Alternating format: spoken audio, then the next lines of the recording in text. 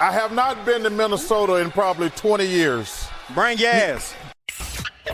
These guys survived the David Kahn era of Timberwolves basketball and live to tell about it. It's Flagrant Howls. Okay, Phil Mackey, the sports dad, Judd Zulgad, and last night we had our first little glimpse, first little taste of 2024 Team USA Olympic basketball. It was the first exhibition game last night, a showcase, a friendly, whatever you want to call it, against Canada. I don't know. Yeah, it's a good question. What do basketball people call tournament games that are exhibitions? Exhibitions? Like a showcase. I think it's a showcase. I think friendly is reserved for the sport of football, correct? We should call NFL preseason games friendlies, though. We tried once. We tried to start that trend. It didn't work. And scarves, more scarves. But USA beat Canada in the first exhibition game last night, 86-72. Now, it was a slow start, so they ran the starters out. Devin Booker instead of Anthony Edwards. Kevin Durant's got like a calf thing, and so his status is sort of day-to-day. But Devin Booker and the starters with LeBron and Steph Curry, they fall behind. They were sleeping at the wheel. And Anthony Edwards, self-proclaimed number one option on the best team in the world. He jumps in, scores 6 points right away. Energy, highlights, brings a steady hand and brings the team back. He winds up as the leading scorer last night for Team USA. 13 points, 3 rebounds, 1 assist. By the way, it's 13 points on 6 of 10 from the field. Some pull-up mid-range jump shots, a three-pointer from the elbow extended, and then a nice little reverse layup. You can watch the highlights all over social media. So 13 points in 17 minutes. And I don't know. I think there's a case to be made that maybe he should be in this starting lineup. You've got some of the best players of all time in it. Steph Curry, LeBron James, Durant, I think if he's healthy, is going to be in there. But I'm not starting Devin Booker over Anthony Edwards after what we've seen the last 2 or 3 months in the playoffs and then last night in the first quarter. That's just what me. I was going to say. Yeah. I mean, didn't the playoffs show us a lot about high-intensity basketball, which is what and the NBA's pecking order? Olympics are going to be? Yeah, I would think so. I do think it's interesting to go back to Ant. You know, I know that like for a guy like Steph, that this is his one chance, right? He has not played on an Olympic team before. LeBron, this is probably his last chance. But don't you find as a basketball fan, or hell, just as a sports fan, that seeing the sort of incoming new guard in a situation like this is far more exciting? The Olympics, like I'm not offended by pros playing, especially now. I mean, it's always been pros, basically. We just sent amateur teams for years. But I think I am far more excited, just as a basketball fan, forget the Timberwolves, to see a guy like Ant in this, to use your term, showcase. I mean, I guess I disagree a little because the world is so much better at basketball now that if you were to run, let's say you ran the FIBA team out from last summer where it was like Anthony Edwards and there was good players, but it wasn't Steph and LeBron. This is the actual A team. If you don't run if you do run your A team out, and you aren't guaranteed the gold like you were. Well, that's my point, 92. Though. So if you ran out, if Anthony Edwards was out there with a bunch of 25-year-olds, I'm trying to think of. Well, I'm just saying you would not win the gold medal. No, so you'd have to concede that. But what I'm saying is, how about if you? I'm not trying to imply that you shouldn't have a veteran or two or some, but I'm saying it feels like a bunch of guys past their prime to a certain degree, and that there are up and coming players like Ant who probably and eventually might be starting. Kawhi is hurt. He left the team. Durant is perpetually hurt. I just want to tell some of these guys, it's tough enough for you to play in the NBA season from a health standpoint. Go home and rest up, and let's see some of these kids play. I am not advocating taking last summer's team that Ant was on and saying that entire team should go to the Olympic Games. Well, I do you brought up Kawhi Leonard. He's load managing. Shocking. He's load managing through the Olympic lead up here. Yeah. And they basically just said, dude, go home. If you're hurt, go home. And they brought in, and this is the controversy, instead of bringing in, the NBA Finals MVP, Jaylen Brown, they brought in his teammate, Derek White. So that's created some stir on the internet. But I think what you just said, though, is kind of part of the natural order of things here, that Yes. Anthony Edwards, they're all on the same team, but there's this competitive pecking order nature to the lead up and the practices, and he's being playful with it, but he's trying to tell everyone with a microphone in front of him, I know who's on this team, and I should be the number one option despite LeBron and Steph and Durant when he's healthy. Sure. And then to go out and lead the team in points the first exhibition game. Yeah, it's an exhibition game, and it generally doesn't mean a whole lot. But I think what you're describing should be taken by Anthony Edwards, not just given to him. I want to see him climb up the pecking order sort of internally and do it not because three old guys decided not to play, but do it because I'm taking it in practice every day against LeBron and Steph Curry. And I think he will. And he is, I think the common thread between two of the best athletes currently in this town, in Jefferson and Ant, is when they're on the court or field, a competitive desire that is hard to understand for the average person like us. These guys are such competitors. And that's why, like, when Ant takes crap for the play, for Dallas and stuff, I mean, that stuff, I think, fuels guys like that because they're so damn good. Like that's not like, well, he met his match and now that's it. He has lived in the gym since that series ended. And they keep going. Like, if there's a ceiling, those guys, and there's not a ton of them, they keep going through the damn ceiling. That's what makes it so impressive. And yeah, I mean, I have seen nothing but clips on X and Twitter of Ant in the gym since the season ended. Dude, it's like it's an hour after Team USA practice and he's the only one in the gym. And there's like a 45-second video from Chris Hine from the Star Tribune. And it's just Ant cashing like 15 straight threes in the corner with USA basketball trainers. I love that stuff. And to get to what you are about to do, just to make it clear, I prefer your older guys to rest. I don't think Gobert benefits. I know he wants to play. I know he will play. Okay. Wants to play with Wemby. Yeah, I know, but I don't think that helps the Timberwolves. What you're about to broach, though, this is why I think what Ant is doing might tire him out a bit, but I think the potential payoff is far greater, and I love it. Yeah, I mean, great. Wow, look, that was a great bounce pass assist right there. Yep. Yeah, in the back. You're learning from these Olympians. So yeah, I've had a theory, and I've never really kind of gone and tried to prove it, but I've had a theory about, if I'm with you, if you're older, like if you're Joel Embiid, for instance, dude, rest your knees. Right. Like, what are you doing? If you're Rudy Gobert at this point, I understand he wants to play with Wemby, and France has a really good team, so I get it. But at the same time, man, your ultimate goal is to win the NBA championship. So you could debate, like, if you're 30, 32, or you're Joel Embiid with knee problems. But if you're in your early to mid 20s and there's no injury concerns, my theory has been that oftentimes the Olympic experience acts as a springboard for players, where they come out of the competition of playing with the best players in the world, playing against the best players in the world, being coached by some of the best coaches in the world. Coach K, all the way down to Steve Kerr, and Greg Popovich 20 years ago was one of the lead coaches on Team USA. But like, you come out of that experience as a monster in the very next season, or for the next few seasons, and it's like iron sharpening iron. So I did some digging just to see, is my theory right that there are high-profile players that are 22, 23, 25 historically, the last 25, 30 years, that have their peak season the year after an Olympic run, or a peak stretch, or lead their team to a new height. And dude, it is a real thing. I didn't even go through every Olympics and every player because it would have taken too long, but I found easily 10 examples, and probably more, of young stars whose careers or teams reached an inflection point immediately the next season after an Olympic run. So like the first example, and again, some of this is just, I don't want to like oversell it, because these are also great young players that are emerging into their prime, and there's going to be sort of an organic improvement. But I really think that the Olympic thing is a springboard. So the first example is Charles Barkley, the 1992 Dream Team. So Barkley was a really good player. He went the year after, he goes to Phoenix. He wins his first and only MVP.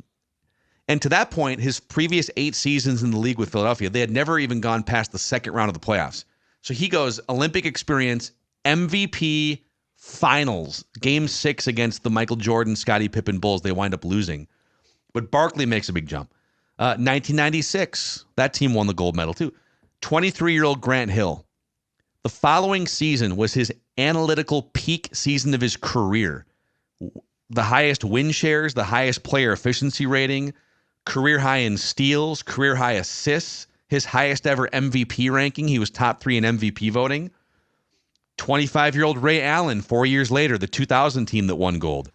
The next season for Ray Allen was the analytical peak of his career. Win shares, player efficiency rating, career highs in rebounds, assists, and steals. Like Dwayne Wade in 2004. The following season, his scoring jumps from 16 points a game to 24 points a game. Yep. All NBA for the first time. The Heat go to Game 7 of the Western Conference Finals, and then the year after that, they win the championship. I could sit here at Chris Paul, James Harden, Jimmy Butler, Jason Tatum on that COVID year team in 2021. Chris Paul's a really interesting one.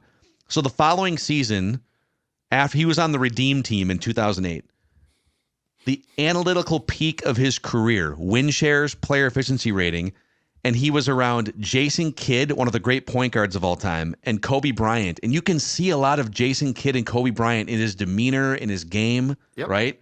Yes. So I'm just saying, like, when you're around, for Anthony Edwards, he's going to be around Kevin Durant, LeBron James, Steph Curry, competing against them, learning from them. And this coaching staff, Steve Kerr, Eric Spoelstra, Tyronn Lue, Mark Few is one of the great college basketball coaches of all time. Mm-hmm. And he just gets to sit and soak it in and compete and compare himself for the next month.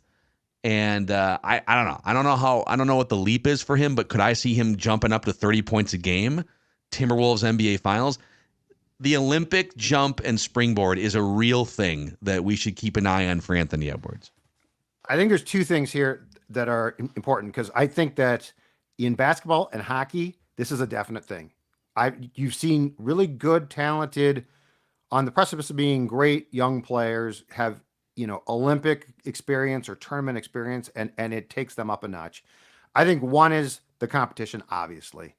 I think more important, though, than that is seeing how your heroes are wired and understanding, Ant's an interesting case because, one, I think people, and this is important, gravitate to him. Like, I think he has a natural leadership ability, which helps.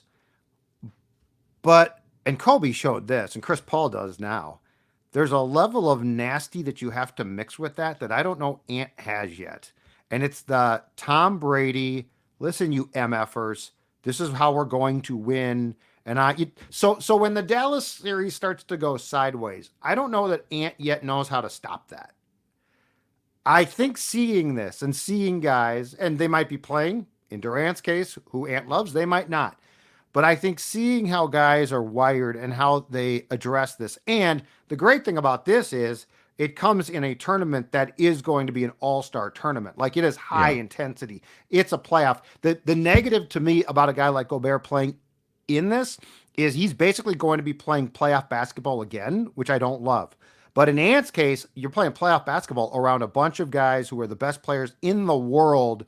And you see, oh, okay, when things are going bad, that's what so-and-so does. No, I think that this is a real thing. And I'm not saying that Ant needs to be nastier, but there probably needs to be a level of FU in which he can up his game a bit, and this will do it. Yeah. So, man, I mean, to your point about, just sort of soaking it in and being around greatness and seeing how they operate, how they're wired, I think is how they're wired is how you. One of the ways in which these guys are wired is they know exactly when a series is going sideways or a game is going sideways, or it's tied in game 3 with 2.5 minutes to go. They know exactly which buttons to push. They know exactly which spots to get to on the floor. I mean, Kobe Bryant was infamous for just like getting to the elbow, or like he had different spots, the baseline jumper, right? Chris Paul, elbow jumper. Yes. It's their wrestling finishing move. It's their stone cold stunner. It's their rock bottom. It's their leg drop, right? Like Anthony Edwards, doesn't quite have a honed finisher. He doesn't quite have that one reliable place to go like Luka Doncic has developed. But I've seen a couple glimpses in that game yesterday and some of the clips that we're watching just in an empty gym. Yep. These little 15-foot corner bank shots from mid-range, the little elbow three-pointer. Mm-hmm. I think he understands the importance. I mean, he comes into that game yesterday, and the first thing he does, okay, we need some offense, we need some life. The first thing he does is confidently dribbles to a 15-foot spot right out, kind of right by the elbow, basically, and just hits a confident bank shot to put the U.S. on the board. Is that going to become one of his finishers? Hey, man, we need a bucket right now. Luka's going on a run. We need to stop this right now. And I think he still hesitates and doesn't quite know exactly what that finishing move is. Mm-hmm. Does being around these other Olympians help him hone some of that wiring? I'm curious to see that.